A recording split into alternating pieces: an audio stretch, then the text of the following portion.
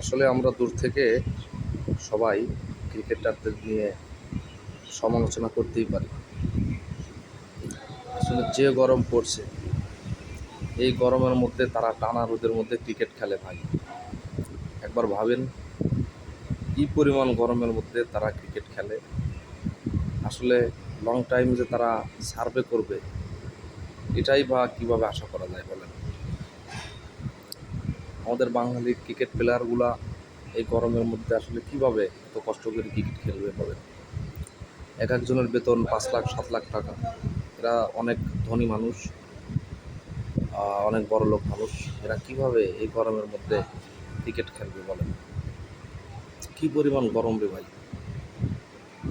আর সেই জন্যই তো টপা টপ উইকেট পড়তেই আছে। সুতরাং অস্বাভাবিক কিছুই নয়, সবই স্বাভাবিক।